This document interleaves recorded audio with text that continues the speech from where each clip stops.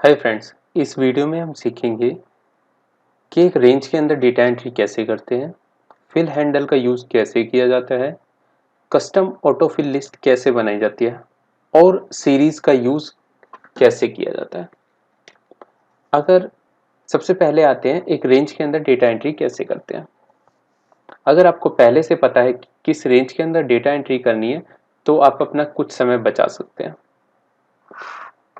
आप एक range select करते हैं जिसके अंदर आपको डेटा एंट्री करनी है और सभी सेल्स के अंदर आपको कुछ ना कुछ एंट्रीज करनी है।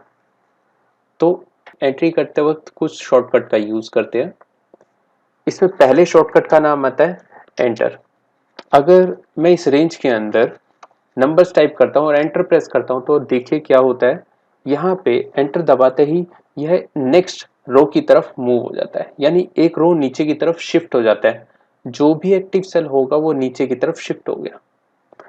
अगर मैं कुछ और नंबर टाइप करता हूं तो एंटर दबाते ही ये एक रो शिफ्ट होता जा रहा है।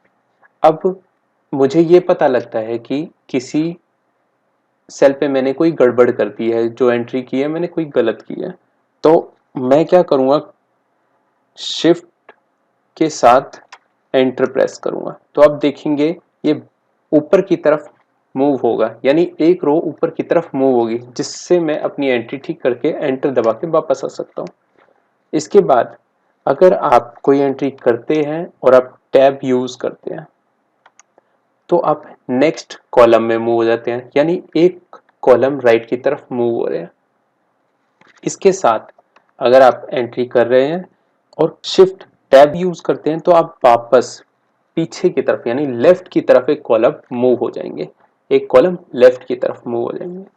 लेकिन अगर आप शिफ्ट टैब दबा के रखेंगे तो आप देखिए हर कॉलम पर मूव होंगे जो भी उस रेंज के अंदर होगा। और अगर आप एंटर प्रेस करेंगे तो डाउन रो नीचे की तरफ मूव होंगे, एक्टिव सेल आपका चेंज होता जाएगा। बट एक जगह आप देखेंगे जहां पे भी हमारे कॉर्नर यानी रेंज खत्म होगी तो आप एंटर प्रेस करेंगे तो ये सबसे पहले नेक्स्ट कॉलम की सबसे पहले रो पर मूव हो जाता है, यानी एक्टिव सेल इसमें चेंज होता रहेगा। ओके, इसके बाद आते हैं हम कंट्रोल डॉट। कंट्रोल डॉट क्या होता है? कंट्रोल डॉट आपके रेंज के कॉर्नर्स की तरफ एक्टिव सेल को मूव करता जाएगा। आप देखेंगे यहाँ पे मैंने एक्टिव सेल मूव कर दिया। अब एक्टिव सेल अगर मुझे एक लोअर राइट कॉर्नर पे चाहिए तो मैंने यहाँ पे कंट्रोल डॉट के साथ यूज किया।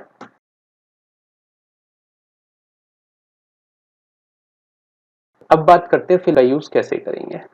अगर आपको अपनी रेंज में कोई पर्टिकुलर वैल्यू या फॉर्मूला एंटर कराना है तो इसके दो मेथड होते हैं। आप देखेंगे यहाँ पे मैंने अगर रेंज सेलेक्ट की है और मैं चाहता हूं कि इस रेंज के अंदर पर्टिकुलर वैल्यू या रेंज आए तो सबसे पहले पर्टिकुलर वैल्यू। अगर मैं यहाँ पे पर्टिकुलर वैल्यू या लेट सपोज कि मैं यहाँ टेस्ट लिखता हूँ और कंट्रोल एंटर यूज करूंगा तो देखिए पर्टिकुलर वैल्यू पूरी रेंज के अंदर पेस्ट हो जाती है। यहाँ पे मैंने कॉपी यूज नहीं किया बट ये पूरी की पूरी रेंज के अंदर आ जाएगा। इसके अलावा अगर आपकी कोई इनिशियल वैल्यू सबसे टॉप पर है तो आप कंट्रोल डी दबा के भी सेम वर्क कर सकते हैं। इसके अलावा हम आते हैं फॉर्मूला पे। अब मैंने आपको पहले बताया वैल्यू, अब आते हैं फॉर्मूला पर। अब मैंने यहाँ पे रेंज सेलेक्ट कर ली है और इसके बाद में एक फॉर्मूला लगाता हूँ। मैंने यहाँ पे सम का फॉर्मूला लगाया और रेंज सेलेक्ट कर दी, ब्रैकेट क्लोज। सिर्फ एंटर की जगह में कंट्रोल एंटर यूज करता हूँ तो ये फॉर्मूला बाकी जगह पे भी आ जाता है। ये ऐसा क्यों होता है? रिलेटिव सेल रेफरेंसिंग की वजह से, क्योंकि हमारे एक्सेल में ये ऑटोमेटिक एडजस्ट कर लेता है रिलेटिव सेल रेफरेंस की वजह से। और अगर आप कंट्रोल डी दबाकर भी यहाँ पर ये फॉर्मूला पेस्ट करना चाहते हैं तो ये नीचे की तरफ डाउन हो जाता है। अगर आप यहाँ पे होम पे जाएंगे और होम के बाद यहाँ फिल पे आएंगे तो भी ये सेम वर्क करेगा। देखिए यहाँ पे जैसे मैंने रेंज सेलेक्ट कर दिया है और मैं फिल पर आता हूँ और इसके बाद आप डाउन अगर प्रेस करेंगे तो देखिए क्या होता है, ये नीचे की तरफ पेस्ट हो जाता है। सेम यहाँ पे चारों दिशाओं के लिए हमारे पास ऑप्शन है कि मैं किस तरीके से अपनी वैल्यू पेस्ट कराना चाहता हूँ। आप देखेंगे ऊपर की दो वैल्यू के लिए तो शॉर्टकट आ रहा है कंट्रोल डी फॉर डाउन के लिए, कंट्रोल आर फॉर राइट के लिए। अगर मैं यहाँ पर देखिए मैंने ये रेंज सेलेक्ट किया, मैं चाहता हूँ कि जो इसके रेंज के लेफ्ट साइड की वैल्यू है ये इस रेंज के अंदर आ जाए, तो मैं सिर्फ कंट्रोल आर प्रेस करूंगा तो देखिए यहाँ पे जो राइट और लेफ्ट में जो वैल्यू थी वो इस रेंज के अंदर भी आ जाती है।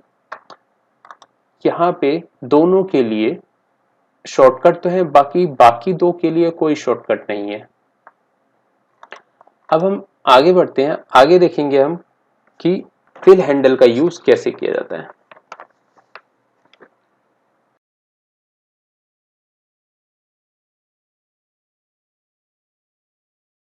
फिल हैंडल एक स्मॉल ग्रीन स्क्वायर बॉक्स होता है। आप देख रहे होंगे यहाँ पे ये स्मॉल ग्रीन बॉक्स आ रहा है जो कि एक्टिव रेंज या एक्टिव सेल के लोअर राइट कॉर्नर पे होता है। ये छोटा सा दिखने वाला टूल जो बहुत यूजफुल काम करता है, ये टेक्स्ट सीरीज और नंबर सीरीज को लाने का काम करता है। जैसे कि हम टेक्स्ट सीरीज में कहें तो जैन फेब और नंबर सीरीज में 1 2 या फिर हम Q1 और Q2 लिखते हैं। जब हम इस तरीके से सीरीज लिखते हैं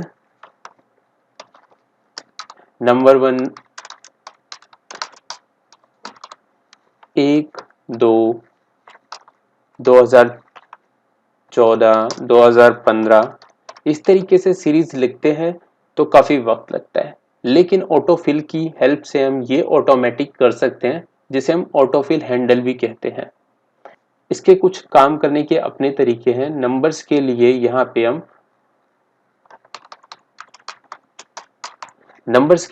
पे हम एक और दो सेल के अंदर हमने वैल्यू फीड की, दोनों को सेलेक्ट करेंगे और इसके बाद आप यहाँ पे जो स्मॉल ग्रीन स्क्वायर बॉक्स देख रहे हैं कॉर्नर में, इसके ऊपर जैसे ही मैं अपना माउस हावर करूंगा तो देखिए ये बड़े प्लस साइन में चेंज हो जाता है और इसको क्लिक करके नीचे की तरफ ड्रैग करूंगा तो आप देखिए यहाँ पे सीरीज क्रिएट हो जाती है।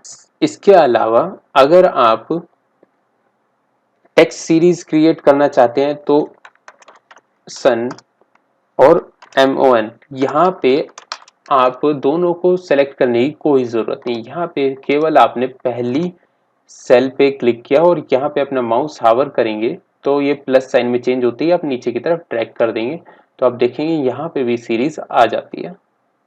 जैसे ही आप सीरीज यहाँ पे डालते हैं तो यहाँ पे एक ऑटोफिल ऑप्शन भी आता है।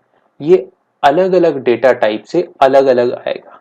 यहाँ पे जिस तरीके का डेटा टाइप होगा उसी तरीके से यहाँ पे ऑप्शंस शो होंगे। यहाँ पे जो ऑप्शन आ रहे हैं ये अलग अलग तरीके से काम करते हैं। अगर मैं सबसे पहला ऑप्शन चूज करता हूँ तो यहाँ पे जो इनिशियल पहली वैल्यू होगी वो सभी जगह पे कॉपी हो जाएगी। इसका मतलब है कॉपी सेल पे क्लिक करते ही इनिशियल वैल्यू बाकी पूरी रेंज में कॉपी हो जाएगी।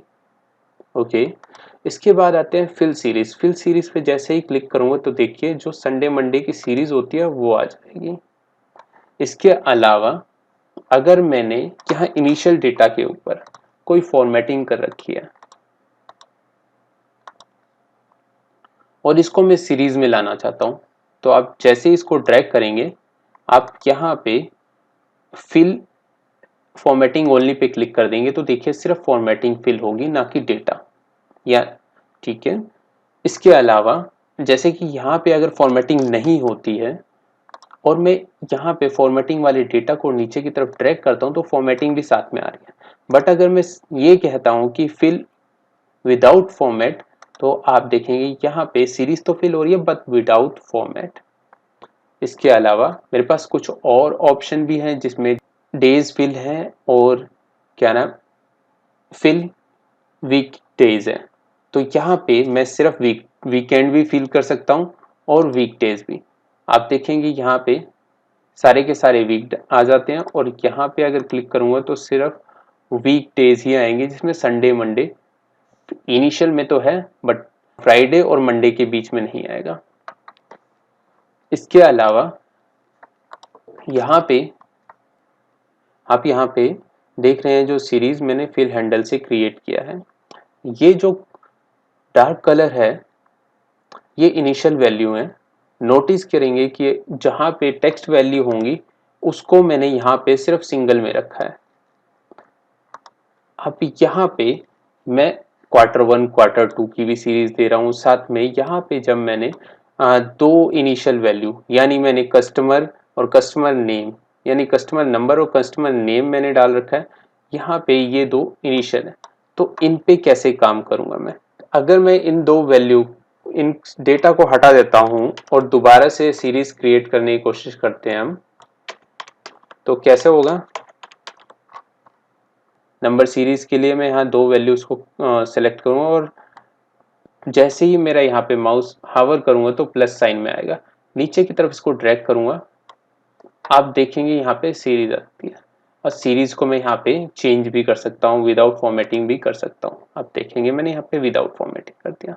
सेम इसके अलावा एक स्टैंडर्ड टाइप से मैंने यहाँ पे संडे लिखा हुआ है, तो मैंने जैसे यहाँ पे टेक्स्ट सीरीज लिखी हुई है, जैसे कि आप देख रहे हो यहाँ पे मैंने टेक्स्ट सीरीज लिखी हुई है, इसको नीचे की तरफ अगर ड्रैग करता हूँ तो आप देखेंगे यहाँ पे संडे मंडे भी आ जाता है और इसको भी मैं विदाउट फॉर्मेटिंग कर देता हूँ। सेम यहाँ पे जैन फैब में कर सकता हूँ, ओके वो भी विदाउट फॉर्मेट कर देता हूँ। यहाँ पे मैं टाइम की सीरीज भी दे सकता हूँ जिसमें मैं यहाँ पे माउस हावर करूँगा और नीचे की तरफ सीरीज मैंने यहाँ पे दे दी। इसके अलावा मैं फर्स्ट सेकंड थर्ड इस तरीके से भी अगर मैं अपनी कोई वैल्यू लिखना चाहता हूँ तो इसको भी मैं यहाँ पे ड्रैग कर सकता हूँ और क्वार्टर वाइज भी मैं अपने डेटा को सीरीज में ला सकता हूँ। अब देखेंगे यहाँ पे एक्सेल इतना स्मार्ट है कि उसने सिर्फ 4 क्वार्टर ही दिए हैं, फिफ्थ सिक्स्थ नहीं, क्योंकि ऐसे कोई क्वार्टर होते नहीं। क्वार्टर हमारे जो होते हैं वो 4 ही होते हैं एक साल के अंदर, तो उसी हिसाब से इसने यहाँ पे अपनी सीरीज भी ट्रैक कर दिया। और इसके बाद अगर हमारे पास दो इनिशियल सीरीज होती हैं, अपने हिसाब से एक्सेल जब मैं इसको ऑटो फिल करने की कोशिश करूँ, फिल हैंडल जब मैं इनिशियल वैल्यू को फिल हैंडल की से ड्रैग करने की कोशिश करूंगा तो ये अपने आप सीरीज को ट्रेंड वाइज क्रिएट कर देगा। कैसे, मैं यहाँ पे इसको ड्रैग करता हूँ और आप देखेंगे यहाँ पे कस्टमर 101 102 103 और नीचे नेम आ रहा है। इस तरीके से हम ट्रेंड भी सेट कर सकते हैं।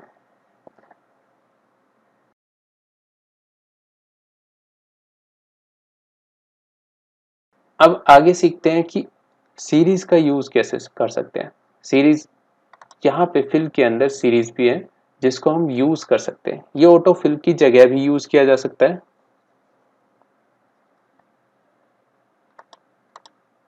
मैं यहाँ पे कुछ डेटा है लाता हूँ और आप यहाँ पे देखेंगे कि किस तरीके से मैंने सीरीज क्रिएट कर रखी है। अब सीरीज आता कैसे है, इसका शॉर्टकट है Alt+E+, ओके, और यहाँ पे फिल के अंदर भी सीरीज आता है। अब यहाँ पे मेरे पास सीरीज कॉलम और रो दोनों के लिए है, ओके। टाइप इसके 4-5 टाइप हैं और डेट, अगर मैं यहाँ पे डेट ऑप्शन को क्लिक करता हूँ तो ये ऑप्शन ऑटोमेटिक हाईलाइट होने लगते हैं। इनमें से मैं कोई भी ऑप्शन चूज करके अपना काम चला सकता हूँ। सबसे पहले आते हैं लीनियर पे।